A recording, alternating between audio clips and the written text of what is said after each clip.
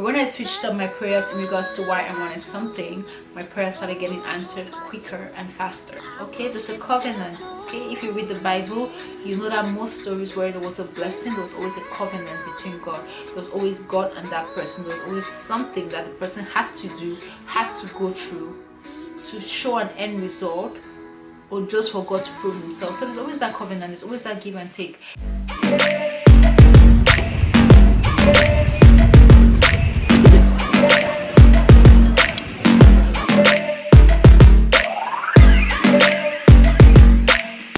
Hello beautiful people, and welcome back again to Nyanga with Ego. I hope you guys are good. I hope you had a lovely day or lovely evening based on where you're watching from.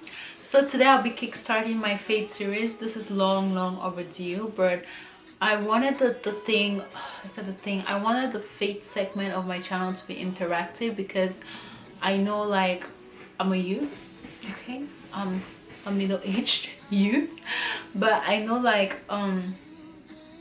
faith is not a very common topic with youths these days. Like, people are Christians in silence, and you know, just because, especially like in the Western world, religion is something that people are very careful with, they tread carefully with, because people get easily irritated, which to me I don't understand, but to each their personal views. So I didn't want it to just be the regular shebang bang kind of boring kind of segment. So what I plan to do with my faith segment is maybe have people on here that will have guests that will talk about their personal experiences with faith, you know, talk about their stories, something to motivate out there. I don't care if this video gets to just one person, that's the aim. Like, I just want people to know, people already know God is real, but there are little things that we can do to activate God's blessings in our lives, to activate that favor, to activate that grace. Because grace, honestly, grace will take you where hard work will not take you. That means grace will take you where labor will never take you to. Okay, so let's jump right into it. Today I'll be talking about hindrances to prayers, like those things that affect your prayers, those things that you pray to God and you're like, how come I'm praying to this big guy up there and he's not doing anything, he's not saying anything, he's not acting? Like, come on God, help your child. You understand? So I'm talking about hindrances to prayers, and these are things that we do knowingly or unknowingly, things that occur around us every single day, and then we kneel down or lay in bed and put our hands together or just speak to God in our hearts, and then we realize that no matter how we pray, we're not getting the results. And what could be happening? I have so many ideas for this, so let me know in the comment section if something you like or what else can be implemented to make this fun. But let's get right into it. So I'll be looking at my phone because I have them written down, and this is basically from sermons I watch or from, you know, pieces of advice I get from like my parents or relatives, or even talking with friends. So I put together, how many points a year? 7 points. They're way more than 7, but we'll do 7, and then I'll try my best to, like I said, bring up more as the days go by. Or let's jump right into it. So the first one is sin. And sin is such a hard one to get rid of, because we sin every day. Just by thinking, we're sinning. Just by seeing with our eyes, we sin. Just by saying it with our mouth, you don't even have to do it. We sin by our words, our actions, thoughts, everything. So sin is a hard one to come by, but we try to live a life without sin. It's hard. I mean, I sin every day. I know I sin, and the same way I sin is the same way I try to beg or ask for forgiveness. But sin will delay your blessings. Sin will delay your prayers, okay? And like I said, this is the hardest one. This one has to be dissected, and I will not do that in this video. But sin delays prayers, okay? Sin results to prayers not being answered. Simple. The wrong motives. Now, I love this one because I recently, when I mean recently, I mean less than 2 years ago, just found out that wrong motives can delay your prayers. Wrong motives can delay your blessings. I'm not saying wrong motives like, oh, if I have, or you're going to kill someone, or no. Wrong motives is you're praying to God, Father Lord, for example, bless me with a car. Father Lord, I need a car, especially in this Canada. God, that man is busting in the winter and having all sorts of flus and colds, and Father Lord just bless your daughter with a car. And then good and fine, it's not a bad thing. You want a car, your reasons sound legit, but your reasons are more beneficial to you and not to God. So it took me a while to understand this, and honestly, when I switched up my prayer in regards to why I want something, it should not be a lie because the big guy sees everything. But when I switched up my prayers in regards to why I wanted something, my prayers started getting answered quicker and faster. God's time is always the best, better than in mine. Okay, the fact that you switch it up doesn't mean you get it right away, but it activates God, it prompts God to answer you right away instead of, you know, waiting. Because sometimes the wait is a lesson to us. The wait that God, the time, the delay is a lesson to us humans. But when God sees that you have sense upstairs, He will bring down your blessings without any problem. So wrong motives means don't just pray for you. Don't just pray because, don't get me wrong, that sometimes that you will have to pray for you, that sometimes that you put yourself first, okay? Because at the end of the day, you're the only person who, you know, will want the very best for you, which honestly to me is not true. Some people want the best for you more than you want for yourselves, but you know yourself best, you know what will make you happy best, you know what to do, right? But wrong motives, you cannot be praying for things and asking God to bless you with things that will benefit only you. Instead of saying, God bless me with a car because I don't want to be catching cold, which makes sense, nobody wants to be sick. Tell God that, God, see, if you bless me with this car, that my colleague that also buses with me, I will carry the person on my way there.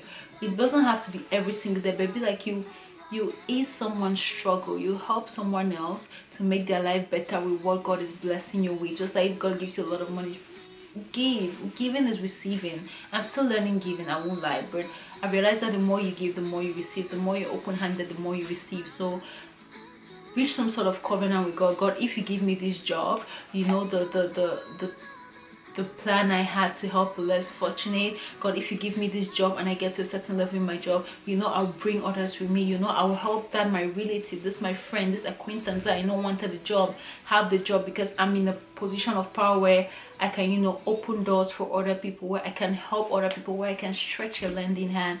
God, if you give me this car, I will carry people. With this car, I will service the old. I would help this person get to this location. I will help this person go to church. I will help this person. It can be anything, the basic thing. I'll go pick up food for this my neighbor because I noticed that, you know, they always complain. They have arthritis. They have something that doesn't really permit them to easily move around. God, if you heal me, for example, God, if you heal me, I will use my life as a testimony to make someone else have hope. God, if you heal me, I'll do my best to live a better life. God, if you heal me, like, there should always be the reward. Always say, God, if you do this, there's a reward for you, God, in the sense that I will work for you, God, kind of thing. I don't know if that makes sense, but I don't want this video to be super long, so I'll go on to the next one, okay? So wrong motives. How we treat others will delay your answered prayers. You cannot be praying to God. You cannot be wanting something. Forget even praying to God. They always say karma is real. The universe, you attract what you put out in the universe. You cannot be praying to God to bless you with money when you are stingy coco, in the sense like you're not a giver. You cannot be praying to God to heal you when your neighbor is right next to you, the person is sick. You avoid the person because like the person is some plague. You cannot be saying, God, be nice to me, God, take me out of poverty and everything, when the little you have, you don't even think of the next person. You cannot be saying, God, please, let's say you have a child somewhere, a relative abroad, you're like, oh my God, please be with that child, guide that child, protect that child, be kind to that child. When you're sitting in your own house, let's say, because Africa, people have a lot of nannies and house helps and maids and stuff, usually to assist them with house chores.